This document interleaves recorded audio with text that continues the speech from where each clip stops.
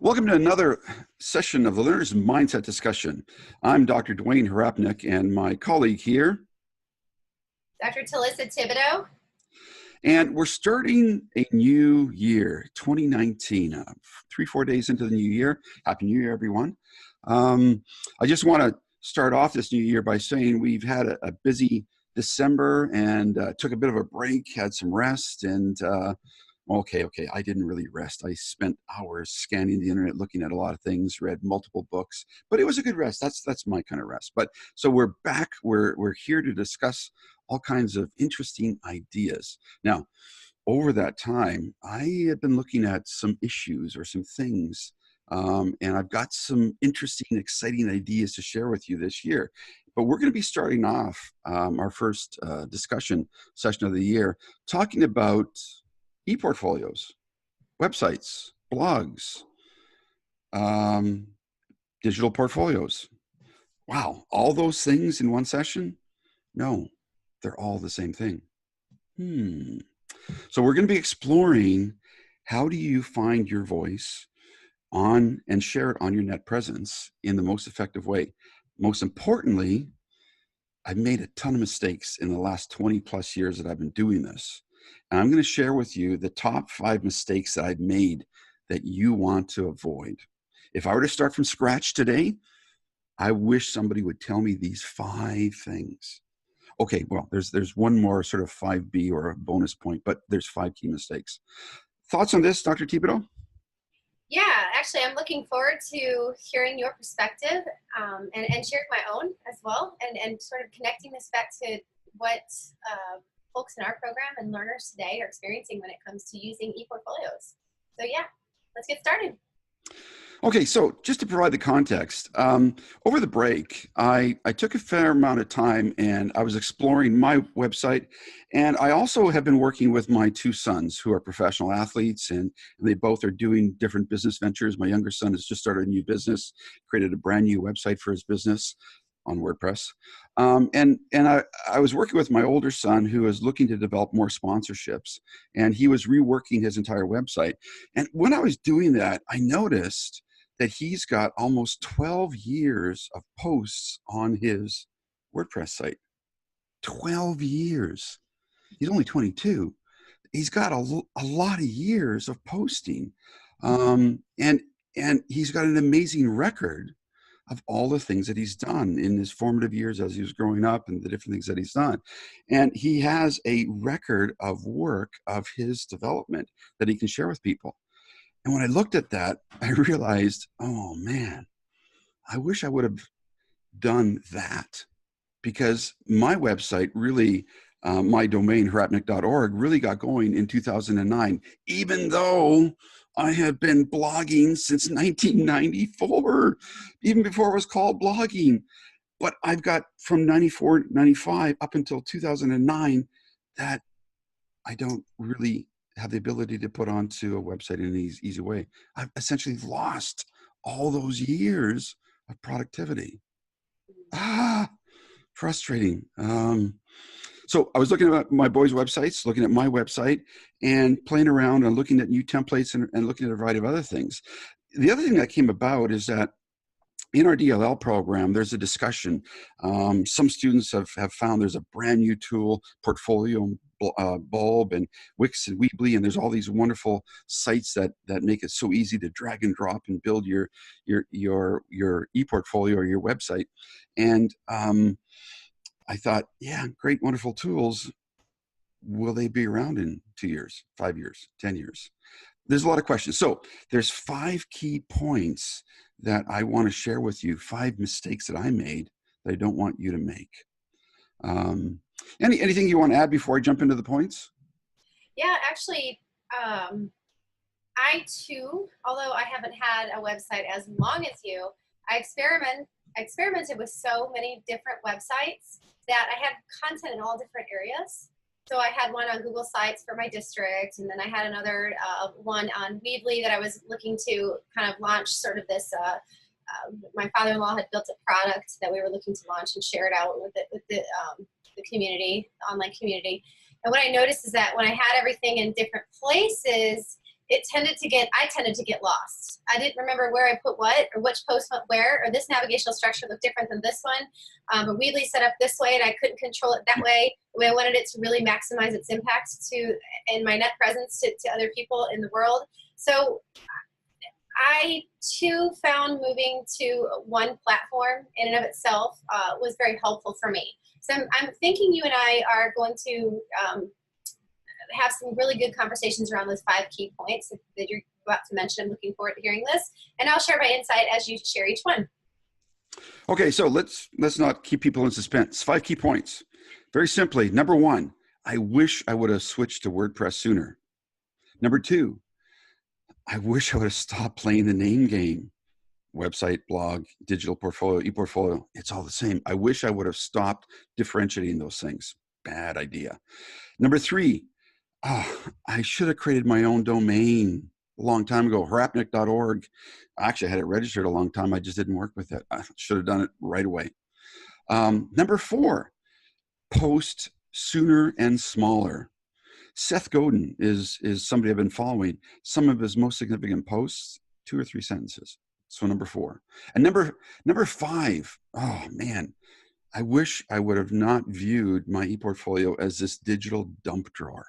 I'll explain that as we go along. Now, there's kind of a bonus one that's partially related to number 5. I'll call it 5B or 6, and that is creating an effective navigational structure that makes it easy for people to find information. So let's jump into it. So, wish I would have switched to WordPress sooner. Stats right now.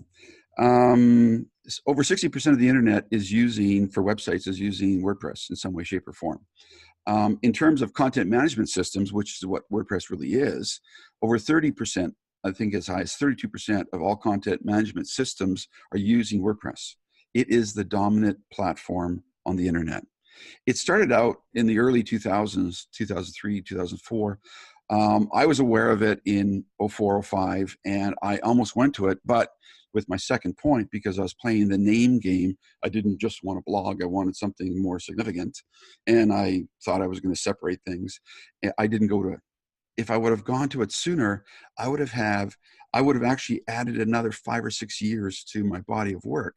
Right now, I've been posting since 2009, got over 1,400 posts, 300 pages. So my body of work that I've been doing for the last decade and a bit is there. But I'm missing the last decade, the previous decade and a half. Devastating. In the early years, 94, 95, we were building HTML by hand, and then there were tools like Front Page and other things, and a whole host of products, but you had to build your web pages manually. And so we were always looking for a tool to make it easier, and content management systems really didn't even evolve until the late 90s. But Microsoft and Front Page had a way to automate Front Page being uploaded to the website. At the University of Alberta, where I worked, we had a variety of tools that we used, but there was nothing that really worked that well. So I played around with Cold Fusion, a whole bunch of things. I experimented with everything imaginable. Most of it doesn't even exist. All that work went away. I lost all that work. Years. How bad do you feel when you're working on a document and it freezes and you lose a half a day's worth of work, right? Times that by 15 years. It kills me. Should have gone to WordPress sooner. You know, I played with everything imaginable. Played with Wix, Weebly, you name it. So if you're playing around with Bulb or Portfolium or FreshGrade or whatever ePortfolio platform, be careful. Is it going to survive? Is it going to be around? What are your thoughts on this? Yeah, you know, even when folks do go with the pro version, Weebly and some of those, there's still no guarantee. It doesn't have, you know, Weebly and Wix, they don't have the track record that WordPress does. It doesn't go as far back. So, you know, even Google Sites was not necessarily created to be, you know, an ePortfolio or a website. In that way, they keep changing and shifting what they're doing. But I really feel like they're sort of band-aiding what they did before, maybe quick fixing it, and let's make it a little more fresh for, you know, the new people that are building out ePortfolios. So I'm definitely concerned about the future of some of the platforms that kind of come and go. And what I've learned is that WordPress has been around the longest, and they also have that connection, that one-click install with Bluehost and some of that server space. Which every time I call in, they're very supportive, very helpful. Anytime I have an issue, but looking at the track record and considering the past, when was the company established? How long have they been here? What are they looking to do next? So I think we need to consider those options as we, exercise choice whenever we're selecting a platform. Well, there's one more thing too before we move on to the next point. With a program like WordPress, one of the most significant advantages is that because so many people use it, the developers, the body of developers that are building plugins for WordPress is massive. Let me give you an example. The 0.5 iteration of WordPress, and I upgrade constantly. As soon as there's a new version, I upgrade for security purposes. When that came out, it actually broke some of the functionality of the way you embed YouTube videos. And so it didn't automatically adjust the size of the YouTube video to your web page. And within half a day or a couple of days, I just noticed this, like within a couple of days of the release coming out, there was a plugin that resized your YouTube video. So I didn't have to go through the hundreds of pages and posts that I have to resize my YouTube video. There was a little plugin, popped it in, free plugin, free. Remember that little free plugin, and it fixed the problem. I shared it with my two boys, fixed their problem. Boom, done. That's the beauty of WordPress. Okay, let's move into the next one. Stop playing the name game. Oh, this one, I apologize. There's a level of arrogance that I'm finally getting over. And in the early days, well, I didn't just want to do a blog because I was going to do much more. I wanted a website. I wanted a net presence. I wanted to create much more than just do a weblog. I really wasn't interested in just having that. And in the late 90s or mid to late 90s, it seemed like you had sort of website tools and you had blogging tools, and they were different. The reality is they're the same. They really are the same, because within a blog post, you can write about something, create a bunch of links, and link to the ideas and information that you want. And you're creating a context. And we'll talk about that in point 5. You don't want to just dump stuff into your digital drawer. So for almost a decade, I didn't want to be limited. I wanted a website. I wanted the functionality of a blog. I wanted to use it as my ePortfolio, my digital portfolio. But I saw the separation, and I think the educational environment is responsible for that, because we've always tried to have a dedicated tool just for education. So blogging, EduBlogs, things like that, Blogger, Typepad, there were these blogging tools, but they were so limited. But it wasn't until the content management tools came out that you started to see blogging capability with pages and a variety of other things. And in the late 90s, we started to see the ability to have one site that incorporated all these features. So right now, when I talk to my boys, or I talk to students, or we talk, I put stuff up on my site. It's my ePortfolio, it's my blog, my digital portfolio, it's my website, it's my domain, it's my site. It's the same thing. It's the same thing. And if I would have just gotten that in my head sooner, that was also a contributing factor why I didn't go to WordPress sooner. And I could have saved 5 to 10 years worth of content. Oh, frustrating. One more thing about that. I had been blogging for University of Alberta, different institutions that I worked for. I left all that content up on those sites, and they went away. I didn't archive it. So I've got years worth of posting almost on a daily basis that went away when I left that institution. Which leads me to the domain of my own point, which I'll expand on that. But do you have any thoughts before you move into the third point, third mistake?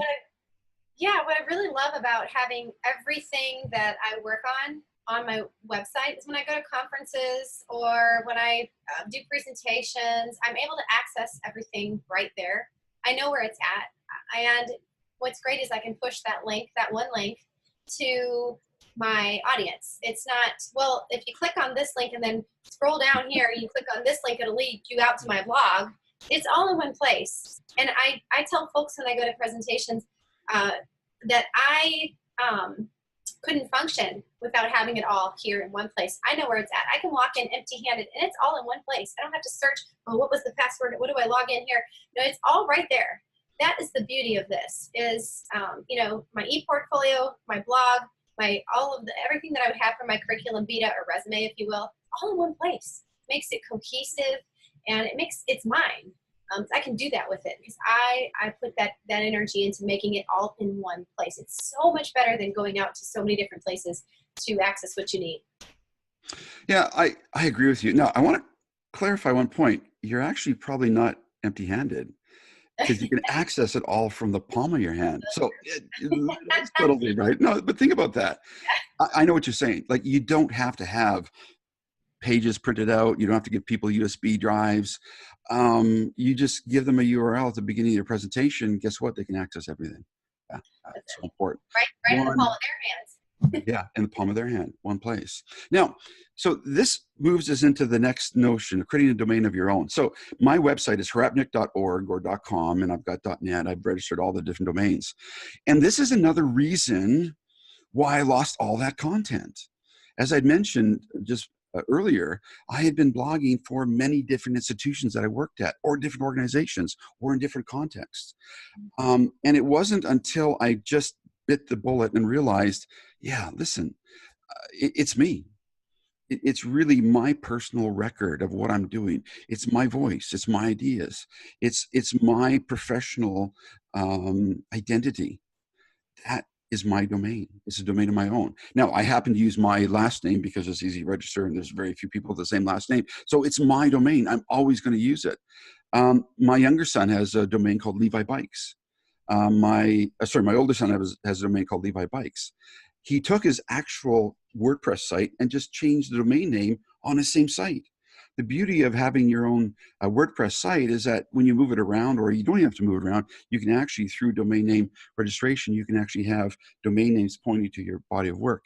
My younger son, because he started a new business, created a brand new site, but he's going to be keeping that going in WordPress. And if he changes his business name, he can easily change it. But it's theirs. It's mine. It doesn't go away. If I would have registered and started using my own domain name decades ago, in the 90s, it was so easy to do that. If I would have been smart enough to do that, another 15 years worth of my work would have been readily accessible rather than being in filing boxes back behind me. Thoughts? Yeah, actually, this came up in one of the previous courses I had taught. One of the students said, well, I run the district, tech page. And I said, okay, that's good. And to start with, this individual chose to build their ePortfolio on the district website. Well, as soon as the link was shared, we discovered there was a firewall. So at any time, the district could put up a firewall, and then guess what? All the work, everything that you did in that website is blocked by that firewall. And that person on the receiving end would actually have to contact you, and you'd have to contact your district to release that firewall. So what if you take what you've started building there and actually make it your own on your own website? Then if you leave the district, there's no firewall to have to get over or through to access your stuff. If you leave that district, you take it with you. It's yours. So you run into that trouble. Now, in the beginning, if folks want to test things out, try things out, sure, okay. But I think cycling back to your first point, if we switch to full control, full access WordPress sooner, something similar to that, I think we wouldn't have those issues come up. Oh, I agree, 100%. Yeah, if you don't control it, it's not yours. Right? With our CSLE+COVA framework, right? Giving the learner choice, ownership, and voice through authentic learning, through their own authentic platform is so fundamental. If you don't control it, you don't own it, right? You want a permanent space on the internet that is always going to be yours, or you can lose your work if it's in the control of others. And I've done that. I've lost decade, like almost 15, 16 years worth of work. It's still, the more I talk about it, the more frustrated I'm getting. Don't make that mistake. Your intellectual property, your ideas, your voice, the development and progression that you're on is so important. You want to document that. You want to share that. Your voice is you. Don't trust others to manage it for you. It's not going to happen. Be careful about that. But this really goes into our next point, or the one that you mentioned earlier about posting sooner and smaller. I find that a lot of students or people that I've spoke with in ePortfolio communities say, you know, I don't know that I'm comfortable putting my voice out there just yet. And what I learned, what I've been hearing over time is that you don't have to write these big, long, lengthy blog posts. Sometimes, you know, you post a video or you post 2 or 3 sentences, like you said, you know, Simon Sinek, he does that. Seth Godin, he does that as well. And some of those are the most impactful. Some folks are uncomfortable developing their voice, but how are you going to develop that and have that net presence and share that if you don't start somewhere? So you might start with 2 or 3 sentences. You might expand to something. You might be a little more passionate about something else, or maybe you pull a quote or something wonderful from a book and you wish to share that. All of this articulates who you are as a learner, who you are as a human being, and your own disposition. So I think it's important to, start small, and it's okay to post 2 or 3 sentences here and there, and then maybe go longer on a post that you're more passionate about. But I find that folks sometimes grapple with being comfortable with their voice. What are your thoughts on that? Oh, you are so bang on with that idea. It makes so much sense. We come to understand our voice, and we come to understand ourselves as we write things down. So if you look at the research from people like Misero or Bandura or others, they make the argument your self-efficacy develops as you listen to yourself, as you read your writing, as you think about your thinking. And you don't do that until you actually talk to somebody or you write it down. It's your growth, it's your development. If you're not writing it down, you're not growing, you're not developing, is what these researchers would argue. And I tend to agree with them.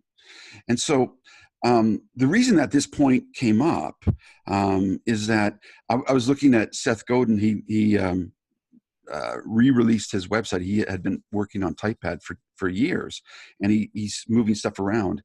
And on the top of his blog section of his domain, of his website, it says that he has over 7,000 posts.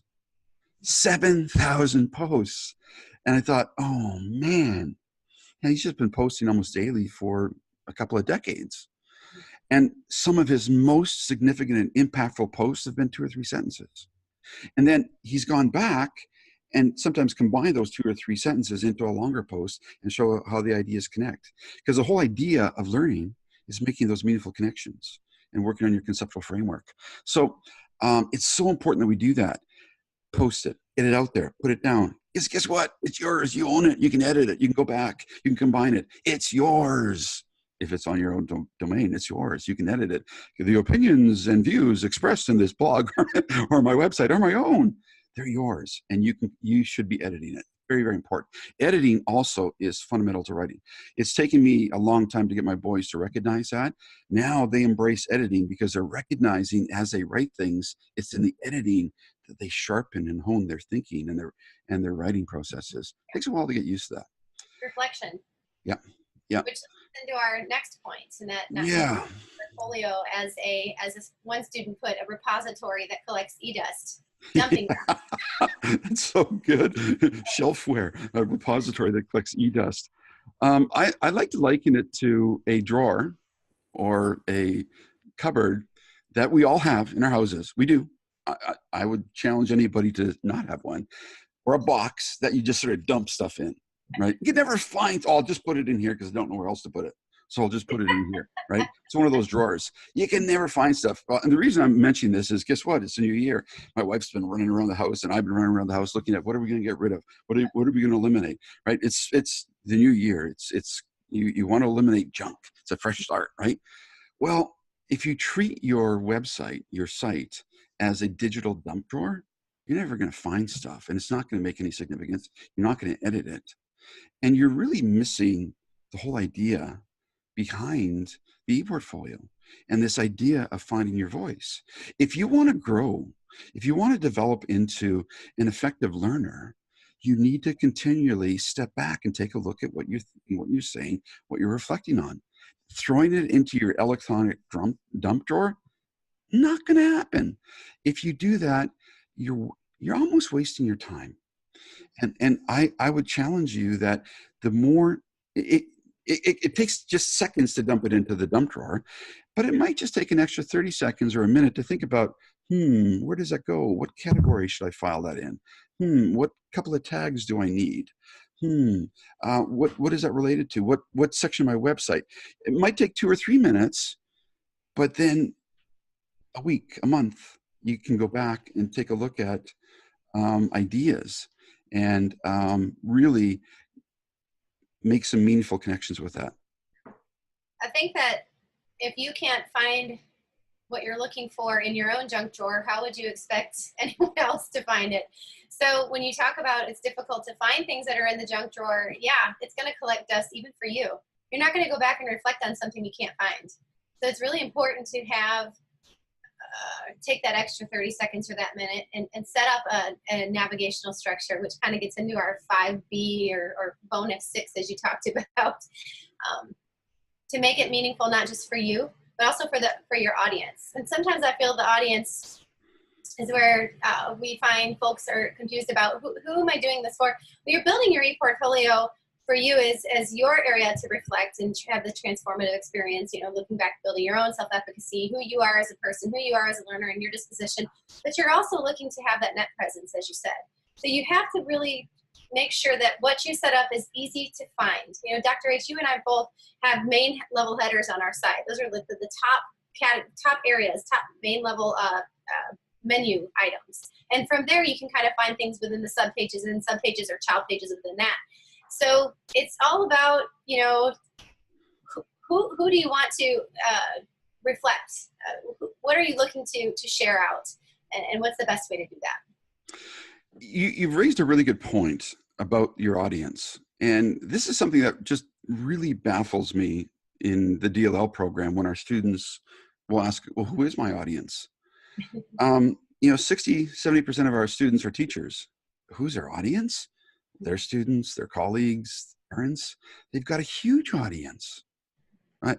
If you've got to ask, who is my audience? I think you've missed the point that this ePortfolio is really a place where you can share the fact that I'm a learner. I'm passionate about learning. And guess what? This is what I've learned. And this is how I'm going to help you to learn. And so, again, because of this digital dump drawer thinking, because they're using a name game, well, nobody's going to read my blog. And because of all these other mistakes that, I'm using the district's, bulb implementation or portfolio. And people know deep down that when they leave or they go to a different school, they're going to lose all that. So why put any effort into it? Because of all these other mistakes, they think, well, nobody's listening to me. Yeah, actually, there's a lot of people listening to you. Everybody has a sphere of influence. And you want to model the things that are important to you in terms of learning. And your ePortfolio, your site, my site is a tool that I use to model how important it is to take ideas, to shape them and mold them, and to connect them to other ideas, and to show how learning is really about making those meaningful connections by using authentic learning opportunities, using choice, ownership, and voice to share those authentic learning opportunities, and modeling how those learning opportunities can change the learner, one learner, or change the world one learner at a time. We all have a sphere of influence. We all have an audience. And the sooner we recognize that audience, how small it might be, it just might be your classroom and the parents and the teachers, but just do the math on that. Even with 20 kids, maybe 40 parents or 30 parents, colleagues, before you know it, you've got 50 people who have the potential to look at this. Make it easy for your audience to find stuff. Don't tell them, go to this website, click A, B, and C, click on 1, 2, 3, click on 4, 5, 6, and then you'll get to X, Y, and Z. Scroll down to the bottom of the page, and there it is. And people are usually lost in the second step. No, create an actual URL that takes them to the location. Do an anchor code so that if it is on a long post, well, first of all, don't make a long post. You really don't want to have posts that are longer than a page and a half, right? So there are things that you need to do when you're sharing information to make it easy. I know one of the most challenging things we get when students submit an assignment, we get a link to their front page, and then you can never find stuff. There's no navigation, no search engine. No. Because I'm willing to hunt and peck and search around, I'll spend 5 or 10 minutes to find something. doesn't always work. So quite often I'll send an email back and say, what's the actual URL to the location, right? Don't make it hard for your audience to find information. Build a navigation structure, simple, short pages, put stuff into categories, have a search engine. Okay. Now, this is something I learned here a little while ago.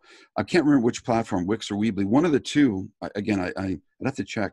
One of our students who graduated from the program, in the capstone course, you have to have a search engine on your site. We actually want you to have it on there sooner, but you have to have that, or you're going to lose points, right? And she found out that to do a search engine effectively, it was going to cost X amount of dollars a month just to have a search engine with their particular platform. Guess what? Started moving over to WordPress. Should have done it sooner. Point number one. So hopefully we've addressed a lot of these issues. If you're starting from scratch, consider these 5 points. You have any thoughts to add before we wrap this up? My final thought on this is that I have learned and observed this, that when folks really take ownership of their ePortfolio, not only, so I'm holding up a pencil, if this is their ePortfolio, they're looking at the ePortfolio development from their perspective. They're also looking at it from their audience perspective. So they're looking at it from 2 angles. And who's my audience? It's whoever I pushed my ePortfolio to. When they take ownership, they're excited to share their blog, what they've done, the work that they're doing. They've set it up in such a way that they know, they have confidence people can find stuff, that who they are and what they care about, what they're passionate about is there. So that's what I think really makes the difference, is when they start taking ownership, we see both sides coming out. Who they are, but also who their audience is. When I look at a really good ePortfolio, I can tell who they are and I can tell who their audience is. They started taking that ownership. So that's my final thought on that, final comment. Well, I can't add to that. That's absolutely wonderful. I think you've really just nailed it. So what we're going to do is this year, I'm going to be including more information in the show notes. So I'm going to have the 5 key points plus the bonus point or mistakes that I've made that you should avoid. I'll include that in our notes on the web page. So learn from my mistakes, learn from our mistakes, and save yourself some frustration, and start the new year by just taking ownership of your site, or whatever you want to call it. It's all the same thing, remember? And remember, it's yours. You own it, and you get to share your insights on learning. So looking forward to the Learner's Mindset discussion for the rest of the year. Good day, all. Take care.